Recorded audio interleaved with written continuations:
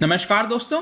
अगर आप अफगानिस्तान की ज्योग्राफी देखोगे और वहां का जो पॉपुलेशन डिस्ट्रीब्यूशन है, इसमें आपको देखने को मिलेगा कि ज्यादातर कंसंट्रेशन जो जनसंख्या है, पॉपुलेशन है, वो अर्बन सेंटर्स में रहती है। जैसे कि फॉर एग्जांपल यहां पर आप राइट साइड में मैप में देख पाओगे, जो कांदाहार प्रोविंस हो गया, इसकी कैपिटल है कांदाहार। इसके अलावा हेलमंड हो गया, इसकी कैपिटल है लश्करगाह। तो इस तरह के जो कैपिटल हैं, अर्बन सेंटर्स हो गए, वहीं पर ज्यादातर पॉपुलेशन कंसंट्रेटेड है। तो अभी तक क्या हो रहा था कि जो तालिबान है वो अपना जो भी एडवांसमेंट कर रहा था वो अर्बन सेंटर से थोड़ा दूर था, मतलब अर्बन सेंटर्स में वो जा नहीं रहा था। लेकिन अब यहां पर सिनेरियो चेंज हो रहा है और इसी को देखते हुए यहां पर एक इंपॉर्टेंट खबर आई है कि जो हेरात है, इसकी कैपिटल भी हेरात ही आपको मिलेगी। ये जो पूरा वेस्टर्न साइड है वहां पर आपको ये प्रोविंस देखने को मिल रहा है। वहां पर क्या है कि यूएन का उस प्रोविंस का हेडक्वार्टर है और वहां पर अटैक कर दिया गया है यूएन के कंपाउंड में। तो इसी के बारे में हम डिटेल से समझेंगे और अलग अलग प्रोविंसेस को लेकर अब तालिबान की स्ट्रैटेजी क्या होने जा रही है उसको भी मैं आपको बताने की कोशिश करूंगा, जिसकी वजह से जो पॉपुलेशन है, जो लोग हैं, उनको काफी ज्यादा नुकसान हो सकता है। तो काफी कुछ जानने को है, लेकिन उसके पहले मैं आपको बता दूं कि स्टडी आईक्यू ने यहां पर आपके लिए मौका लाया है। जो लोग काफी लंबे समय से हमारे चैनल को देखते आ रहे हैं, आप में से कई लोग पूछते थे कि किस तरह से आप सपोर्ट कर सकते हो स्टडी आईक्यू को, तो सिंपली आपको वीडियो के नीचे जो ज्वाइन का बटन है उसको दबाना है और आपको बहुत ही मिनिमम दाम अगर आप पे कर सकते हैं स्टडी आईक्यू को। इसके अलावा यहां पर आपको जो बैजेस वगैरह हैं, जब भी आप कमेंट करोगे इस तरह के बैज आपको मिल जाएंगे। तो इस प्रकार से आप स्टडी आईक्यू को सपोर्ट कर सकते हैं। चलिए देखते हैं एग्जैक्टली यहां पर हुआ क्या है। जो यूनाइटेड नेशंस का मिशन है हेरात के अंदर, मैंने अभी आपको दिखाया, जो वेस्टर्न प्रोविंस है हेरात, वहां पर जो सिटी है वहां पर आपको मिलेगा United nation assistance mission in Afghanistan. उनके द्वारा बताया गया है कि एंटी गवर्नमेंट जो एलिमेंट्स हैं उन्होंने यूएन के कंपाउंड में अटैक कर दिया है और इसकी वजह से एक सिक्योरिटी गार्ड की यहां पर मृत्यु हो गई है। बेसिकली बताया जा रहा है कि जो पूरा अटैक किया गया था उसमें जो रॉकेट प्रोपेल्ड ग्रेनेड्स हो गए, गन फायर हो गए, वो यहां पर देखने को मिला यूएन के कंपाउंड में। और ये सारी चीजें तब हुई हैं जब कुछ घंटे पहले ही जो तालिबान है वो हेरात सिटी के अंदर आ गया, जो कि काफी ज्यादा चिंताजनक है। और हेरात सिटी में प्रॉब्लम क्या हो रही है कि अब अफगानिस्तान की फोर्सेस, जो सरकार है वहां पर, अशरफ गनी की फोर्सेस और जो तालिबान है, डायरेक्ट दोनों के बीच में सिटी के अंदर कन्फ्रंटेशन देखने को मिल रहा है। जस्ट इमेजिन, किसी शहर के अंदर डायरेक्टली यहां पर दो गुटों के द्वारा अगर फाइट किया जाएगा तो इससे कितना बड़ा नुकसान हो सकता है वहां पर जो सिविलियंस रह रहे हैं। और इसी की वजह से यहां पर जो यूएस लेड फॉरेन फोर्सेज हैं वो आपको पता है कि ड्रॉ कर रहे हैं। इसी के बीच ये सारी खबर आ रही है, तो काफी ज्यादा चिंताजनक है। यूनाइटेड नेशंस ने कहा है कि यहां पर वो अर्जेंटली सभी के साथ बातचीत करने की कोशिश कर रहे हैं ताकि जो पूरा फुल पिक्चर है हेरात के अंदर वो क्लियर हो सके और जितनी भी रेलेवेंट पार्टीज हैं उनके साथ बातचीत हो रही है। और आप देख भी पाओगे जो यूनाइटेड नेशंस का वेबसाइट है उन्होंने भी इसके बारे में आज इंफॉर्म किया था कि attack on UN mission draws global condemnation. तो यहां पर यूएस हो गया, बाकी के कई देश हो गए, उन्होंने कंडेम किया है इस अटैक को, क्योंकि यूएन, आप समझो,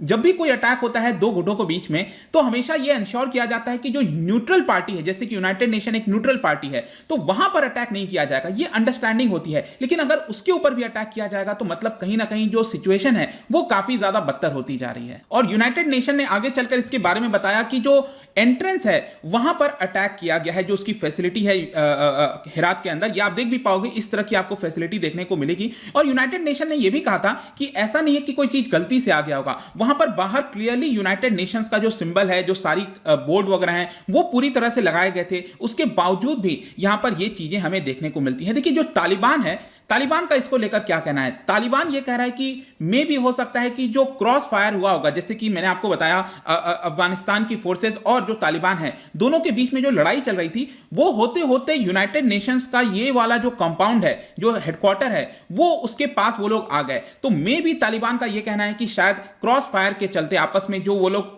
फाइट कर रहे थे उसके चलते में भी जो प्रोपेल्ड ग्रेनेड्स वगैरह हैं वो यूएन के कंपाउंड में चला गया होगा। तालिबान ये कह रहा है कि हमारा ऐसा कोई इंटेंशन नहीं था वहां पर अटैक करने का। और उसी के बीच यहां पर हुआ क्या होगा कि जो सिक्योरिटी गार्ड है उसको यहां पर चोटिल हो गया होगा और उसकी मृत्यु हो गई। और जो तालिबान है, देखिए, वो अपने आप को इस तरह दिखाने की कोशिश कर रहा है कि देखिए हमारे जो फाइटर्स हैं वो तुरंत यूनाइटेड नेशंस के कंपाउंड के पास आ गए थे ताकि उसको सेव कर सकें और यूनाइटेड नेशंस के कंपाउंड को यहां पर कोई खतरा नहीं है। मतलब कि एक तरफ यहां पर फाइट चल रही है और फिर दूसरी तरफ तालिबान एक प्रकार से दिखाने की कोशिश कर रहा है कि देखिए यहां पर सब कुछ सुरक्षित है। इसके अलावा मैं आपको बता दूं कि जो तालिबान है वो ऑलरेडी हेरात के जो प्रोविंस हैं, जो कि ईरान के साथ जुड़ता है, मैं आपको और अच्छे से मैप में दिखाता हूं। ये आप देख पाओगे, इसकी जो कैपिटल है अफगानिस्तान की काबुल, और जो वेस्टर्न प्रोविंस आपको दिख रहा होगा हेरात, और ये आपका डायरेक्टली जुड़ता है ईरान के साथ, ईरान बॉर्डर के साथ। तो ईरान के जो सिक्योरिटी गार्ड हैं, जो बॉर्डर फोर्सेज हैं, वो काफी ज्यादा अलर्ट हो गए हैं, क्योंकि उनको लगता है कि जो तालिबान है वो कहीं ईरान के अंदर एडवांसमेंट ना कर दे, इसकी वजह से उनके देश में अब प्रॉब्लम प्रॉब्लम ना होने लगे। तो वहां पर जो सिक्योरिटी फोर्सेज हैं ईरान की, वो काफी ज्यादा अलर्ट हो गई हैं। और जो फॉरेन स्टाफ हैं, जितने भी एम्बेसीज हैं, क्योंकि हेरात में जो हेरात है वहां पर आपको याद होगा भारत ने इधर से विड्रॉ कर लिया है एक बार के लिए, क्योंकि उनको डर है कि यहां पर कभी भी अटैक हो सकता है। और इसी की वजह से बाकी जितने भी एम्बेसीज हैं, ऑफिसेज हैं, उन्होंने अपने आप को यहां पर एडवाइस कर दिया है कि पूरी तरह से स्ट्रिक्ट लॉकडाउन में रहिए, यहां पर सिचुएशन गंभीर है। तो ये जो यूनाइटेड नेशंस के अंदर अटैक की बात हो गई, जिसको लेकर काफी सारे देशों ने, चाहे यूएस हो गया, इसको कंडेम किया है कि वहां पर अटैक नहीं होना चाहिए था। लेकिन मैं आपको बता रहा था कि ये जो प्रोविंसेस आपको देखने को मिल रहे हैं, यहां पर अब धीरे धीरे उनके कैपिटल सिटीज में एडवांसमेंट किया जा रहा है तालिबान के द्वारा। पिछले 24 घंटे के अंदर अगर आप देखोगे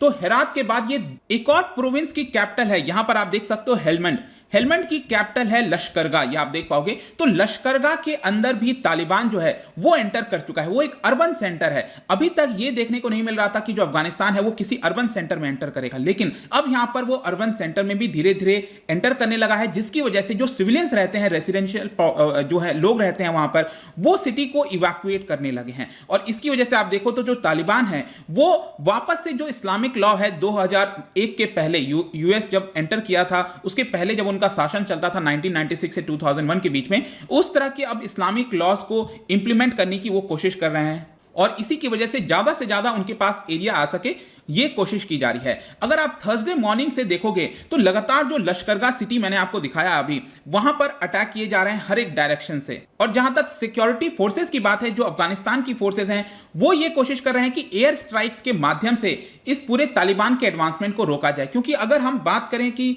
अफगानिस्तान फोर्सेस के पास क्या पावर है जिसकी वजह से तालिबान को रोका जा सकता है, वो एकमात्र जो सबसे पावरफुल पावर है वो है आपका फाइटर जेट्स के माध्यम से एयर स्ट्राइक किया जाए, क्योंकि इसमें जो तालिबान है वो कुछ नहीं कर सकता। तो कोशिश यही की जा रही है कि एयर स्ट्राइक किया जाए। लेकिन अब प्रॉब्लम ये आ रहा है, आप खुद सोच के देखो कि ये जो अर्बन सेंटर आपको दिख रहा है, हेलमंड हो गया, हेरात के अगर अर्बन सेंटर एकदम बीच में यहां पर आएगा, तो क्या कोई एयर स्ट्राइक कर पाएगा वहां पर? क्या अफगानिस्तान की फोर्सेज एयर स्ट्राइक कर पाएंगी? वहां पर तो सिविलियंस रहते हैं, अगर एयर स्ट्राइक किया जाएगा तो जाहिर सी बात है सिविलियंस की भी मौत होगी। तो प्रॉब्लम अब यही आ रही है कि एयर स्ट्राइक आखिरकार वो कैसे कर पाएंगे अर्बन सेंटर्स में। तो ये सारी चीजें आपको यहां पर देखने को मिलेगी, और इसकी वजह से हंड्रेड्स ऑफ फैमिलीज सिटीज को छोड़ के जा रही हैं। और साथ ही साथ जो लोग नहीं जा पा रहे हैं सिटी को छोड़ के, वो लोगों ने अपने आप को घर में बंद कर लिया है। और जो पूरा शहर है, स्पेशली जो लश्करगाह के अंदर क्लैश हुआ है, वहां पर डेजर्ट जैसा माहौल हो गया है, लोग घर के बाहर बिल्कुल भी नहीं निकल रहे हैं। इसके अलावा सिर्फ यही एक प्रोविंस नहीं है, कांधार अगर मैं आपको बताऊं, ये आप देख पाओगे यहां पर उसके जस्ट बगल में ये कांधार प्रोविंस हो गया, और कांधार ये आपका सिटी है। कांधार सिटी एक प्रकार से आप कह सकते हो जो पूरा प्रोविंस है वो तालिबान का बर्थ प्लेस रहा है, वहीं से तालिबान एक प्रकार से उठा था, उसका मेन गढ़ रहा है कांधार। और कांधार का भी अगर आप देखिए तो इसकी जो बाउंड्री है वो पाकिस्तान के साथ जुड़ती है। और इसी की वजह से, क्योंकि पाकिस्तान लगातार यहां पर सपोर्ट करता था, कभी भी कोई प्रॉब्लम होती थी जो तालिबान हैं वो पाकिस्तान के अंदर आकर पनाह ले लेते थे। तो कांधार बहुत इंपॉर्टेंट चीज है। और इसी की वजह से अब क्या हुआ है कि कांधार सिटी के अंदर भी लगातार फाइट चलने लगी है, वो एडवांसमेंट कर चुके हैं। ऑलरेडी बहुत सारे जो सिविलियंस हैं उनको चोट पहुंची है। यहां पर जो तालिबान और गवर्नमेंट के फोर्सेस हैं वो सेंट्रल पार्ट में सिटी के डायरेक्टली अपने एक दूसरे के ऊपर अटैक कर रहे हैं। और यहां पर भी अफगानिस्तान की फोर्सेस कोशिश तो कर रही हैं कि एयर स्ट्राइक के माध्यम से यहां पर जो सिक्योरिटी फोर्सेस को यहां पर जो भी मदद चाहिए वो प्रोवाइड की जा सके। और एक और यहां पर चीज ध्यान रखना है आपको कि यूनाइटेड स्टेट्स का रिसेंटली बयान आया था कि वो लगातार एयर स्ट्राइक्स कर रहे हैं ताकि तालिबान को कमजोर किया जाए। लेकिन क्वेश्चन अब यह आता है कि यूनाइटेड स्टेट्स अब आखिरी 31 अगस्त तक रहेगा। आज आपको पता है ऑलरेडी 31 जुलाई है और एक महीना और बचा है। तो क्वेश्चन ये आता है कि क्या यूनाइटेड स्टेट्स ये जो एयर स्ट्राइक की फैसिलिटी प्रोवाइड कर रहा है, मतलब एडिशनल प्रोवाइड कर रहा है, वैसे तो ट्रेनिंग दी हुई है अफगानिस्तान की फोर्सेस को, जेट्स वगैरह प्रोवाइड किए गए हैं, लेकिन 31 अगस्त के बाद क्या यूएस सपोर्ट करेगा, ये एक बहुत बड़ा प्रश्न है। क्योंकि अब जिस तरह से अर्बन सेंटर्स पर अटैक किए जा रहे हैं तालिबान के द्वारा, और अब यहां पर जो लेटेस्ट खबर आई कि यूएन हेडक्वार्टर पर भी अटैक कर दिया गया, तो जाहिर सी बात है कि इसकी वजह से अब क्लियर देखने को मिल रहा है कि वो लोग का एडवांसमेंट जो है वो आगे की तरफ बढ़ रहा है। देखते हैं आगे क्या होता है, बट आई होप कि इसमें जो भी चीज था आपको समझ में आ गया होगा। जाने से पहले एक बहुत ही इंटरेस्टिंग क्वेश्चन, अभी हमने बात किया यूनाइटेड नेशंस के बारे में, तो यूनाइटेड नेशंस के अंदर जो सबसे पावरफुल बॉडी आपको पता है सिक्योरिटी काउंसिल, जिसके अंदर 15 मेंबर होते हैं, 10 नॉन परमानेंट और 5 परमानेंट मेंबर होते हैं। तो यहां पर इनकी जो प्रेसिडेंटशिप है, जो चेयरमैनशिप है, वहां पर सिक्योरिटी काउंसिल में 15 मेंबर्स में तो कोई ना कोई प्रेसिडेंट बनेगा ना जो उसको पूरा चलाएगा। तो ये चेयरमैनशिप हर कितने महीने के बाद जो है वो रोटेट होती रहती है, मतलब एक मेंबर से दूसरे मेंबर, फिर तीसरे मेंबर, तो ये कब तक रोटेट होती रहती है, किसको प्रेसिडेंटशिप मिलती है हर कितने महीने में? इसका जो राइट आंसर है आपको पता ही है, मेरे इंस्टाग्राम पर तो मिलेगा ही, वहां पर अगर आप नहीं हो कोई बात नहीं, टेलीग्राम से भी ले सकते हैं इसका सही उत्तर। मैं कई सारे एमसीक्यूज यहां पर डालता रहता हूं स्टोरीज के फॉर्म में, आप जाकर प्ले कर सकते हो। बाकी अगर आपको इसका पीडीएफ चाहिए तो यहां पर आप जुड़ सकते हैं, अलग अलग सोशल मीडिया पर भी आ सकते हैं, और जैसा मैंने बताया कि आप स्टडी IQ को डेफिनेटली ज्वाइन बटन पर क्लिक करके सपोर्ट कर सकते हैं। सो आई होप कि ये वीडियो आपको पसंद आया होगा। मिलता हूं next time, till then thank you very much, see you soon.